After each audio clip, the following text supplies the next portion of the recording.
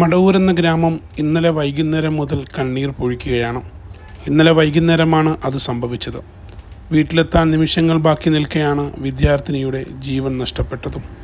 തിരുവനന്തപുരം ജില്ലയിലെ Madavoor government LP സ്കൂളിലെ 2ാം class വിദ്യാർത്ഥിനിയാണ് 7 വയസ്സുകാരി കൃഷ്ണേന്ദു. വെള്ളിയാഴ്ച വൈകുന്നേരം 4 മണിക്കാണ് അപകടം സംഭവിച്ചത്. വീടിനടുത്ത് ഇടവഴിയിൽ ബസ്സിറങ്ങി നടക്കുന്നതിനിടെ സമീപത്ത് അലക്ഷ്യമായിട്ടിരുന്ന കേബിളിൽ കാൽ കുരുങ്ങി കുട്ടി വീഴുകയും ആ സമയം മുന്നോട്ടെടുത്ത ബസ്സിൻ്റെ ചക്രങ്ങൾ കയറിയിറങ്ങുകയുമാണ് ചെയ്തത്. ഓടിക്കൂടിയ നാട്ടുകാർ ഉടൻ തന്നെ ആശുപത്രിയിൽ എത്തിച്ചുവെങ്കിലും ജീവൻ രക്ഷിക്കാൻ സാധിച്ചില്ല. പഠനത്തിൽ മിടുക്കിയും എല്ലാവരുടെയും പ്രിയപ്പെട്ടവളുമായിരുന്ന കൃഷ്ണേന്ദുവിൻ്റെ ചേതനയേറ്റ ശരീരം ഹോസ്പിറ്റൽ നടപടികൾക്ക് ശേഷം സ്കൂളിൽ പൊതുദർശനത്തിന് കൊണ്ടുവന്നപ്പോൾ കൂട്ടുകാരും അധ്യാപകരും നാട്ടുകാരും ജനപ്രതിനിധികളുമടക്കം 100-ലധികം പേരാണ് അവസാനമായി കൃഷ്ണേന്ദുവിനെ ഒരു നോക്ക് കാണുവാൻ തടിച്ചുകൂടിയത്.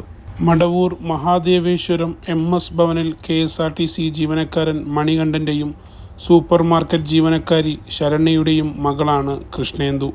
നമ്മുടെ കേരളത്തിൽ സ്കൂൾ ബസ് അപകടങ്ങൾ വർദ്ധിച്ചു വരുന്ന ഈ അവസരത്തിൽ സർക്കാരിൻ്റെ ഭാഗത്തു നിന്നും കർശനമായിട്ടുള്ള നടപടികളുണ്ടാകണം.